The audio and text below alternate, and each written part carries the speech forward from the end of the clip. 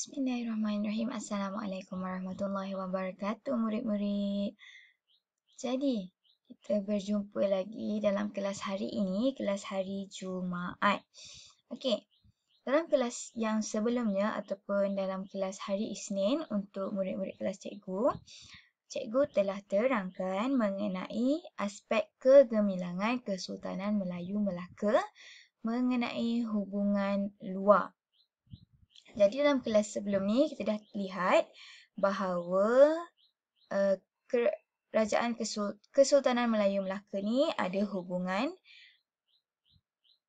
dengan kerajaan-kerajaan alam Melayu seperti Pasai, Demak, Majapahit dan juga Makassar. Jadi kerana apa kesimpulannya hari tu? Kerana apa?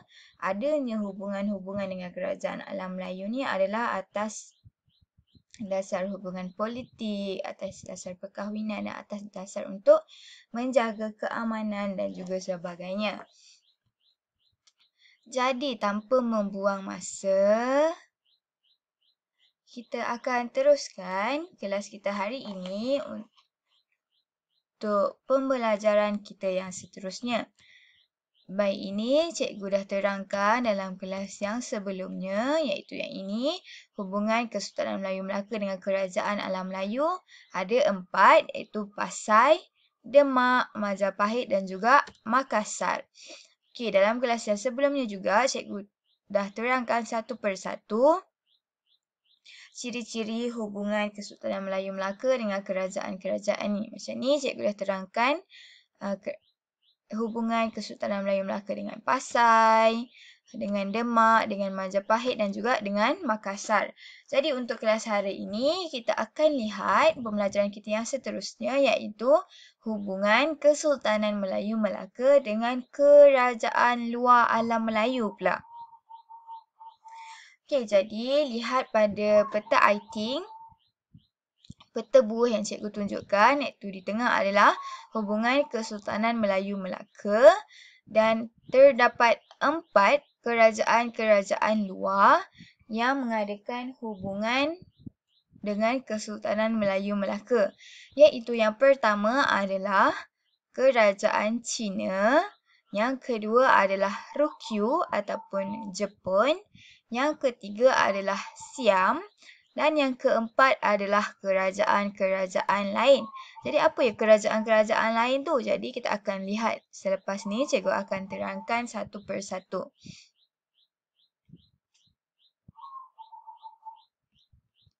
Okey, yang pertama adalah hubungan Kesultanan Melayu Melaka dengan Kerajaan Cina.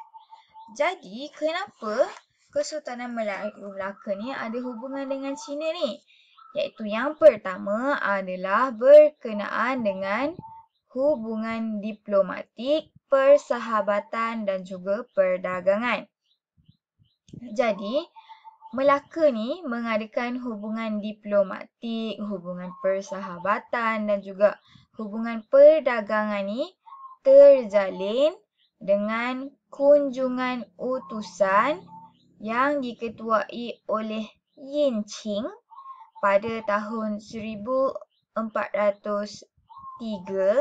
dan Laksmana Zheng He pada tahun 1405.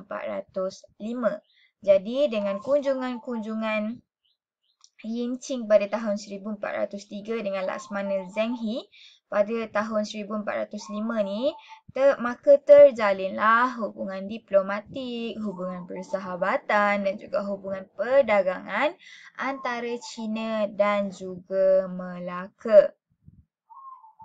Jadi sepanjang hubungan tu berlangsung, pengurniaan, maafkan cikgu ni adalah payung.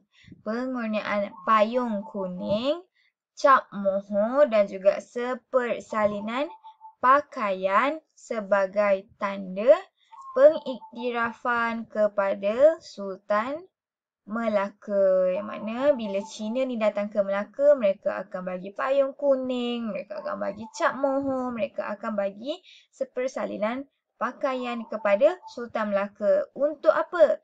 Sebagai tanda pengiktirafan Cina kepada Melaka. Jadi selain itu juga, Melaka ni mendapat naungan dan juga perlindungan daripada China. Jadi itu adalah antara kesan-kesan hubungan yang terjalin antara Melaka dengan China. Melaka ni dapat naungan perlindungan daripada China. Okey, kalau Melaka ni diserang musuh, China ni ada backup kat belakang untuk jaga Melaka. Jadi yang terakhir adalah pengiktirafan dan juga perlindungan daripada China kepada Melaka tu juga dapat mengelakkan ancaman daripada Siam. Jadi Melaka ni mahu situasi menang-menang dengan Siam untuk mengekalkan kedaulatannya. Jadi China ni berikan perlindungan kepada Melaka dan sebab tu juga Melaka ni dapat elakkan ancaman daripada Siam. Jadi itu adalah berkenaan dengan hubungan yang terjalin antara Melaka dan juga China. Okey, kita akan lihat hubungan pada kerajaan yang kedua iaitu hubungan Kesultanan Melayu Melaka dengan Kerajaan Ryukyu ataupun Kerajaan Jepun. Jadi kenapa Melaka ni menjalinkan hubungan dengan Ryukyu? Jadi Melaka ni menjalinkan hubungan dengan Ryukyu adalah kerana hubungan diplomatik dan juga hubungan perdagangan dengan kerajaan Ryukyu. Jadi Sultan Mansur Shah ni pun berutus surat dengan kerajaan Ryukyu berkaitan dengan tingkah laku pedagang-pedagang yang pada Ryukyu ni yang langgar undang-undang dekat Melaka.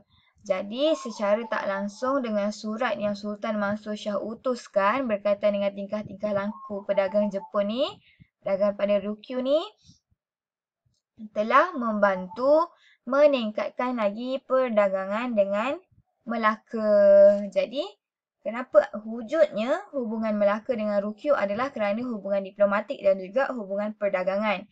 Jadi satu hari tu Sultan Mansur Shah ni pun utuskan surat kepada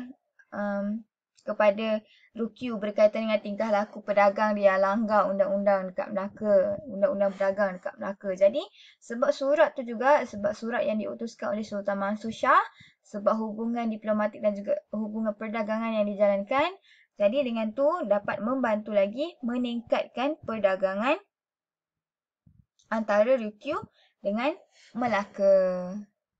Okey, kita dah selesai. Jadi kita akan lihat pula kerajaan yang ketiga iaitu Kerajaan Siam. Okey. Macam cikgu dah terangkan awal tadi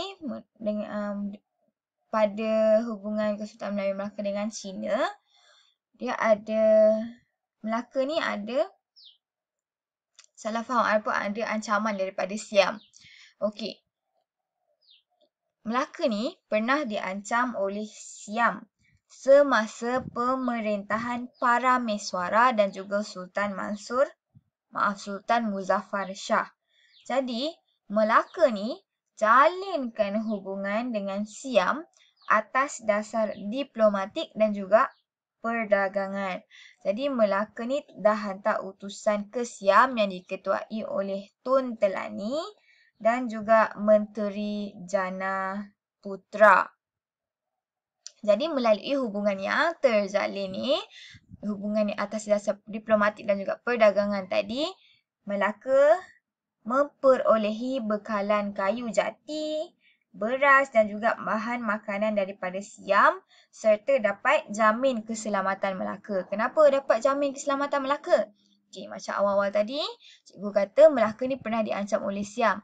Jadi kerana ada hubungan diplomatik dan juga hubungan perdagangan antara Melaka dan juga Siam, di samping mereka ni dapat bekalan kayu jati, beras dan juga makanan, okey, hubungan ni juga dapat menjamin keselamatan Melaka. Sebab apa? Bila dah ada hubungan diplomatik, hubungan perdagangan, jadi Siam pun berhenti ancam Melaka. Jadi sebab itulah keselamatan Melaka dapat terjamin. Okey. Kita pergi pula kepada kerajaan-kerajaan lain. Jadi, selain daripada 3 kerajaan yang cikgu sebutkan tadi, iaitu kerajaan Cina, kerajaan Rukyu ataupun Jepun dan kerajaan Siam, terdapat juga hubungan Kesultanan Melayu Melaka dengan kerajaan-kerajaan lain. Jadi, apa dia kerajaan-kerajaan lain ni? Jadi, yang pertama adalah hubungan berbentuk perdagangan yang dilakukan antara Melaka dengan Pegu, Luzon, Gujarat, Coromandel dan juga Bengal. Jadi ini adalah hubungan-hubungan perdagangan yang dijalankan oleh Melaka dengan Pegu, Luzon, Gujarat, Coromandel dan juga Bengal. Okey, selain tu, Melaka juga menjalinkan hubungan dengan Mesir, Parsi, Turki dan juga Arab.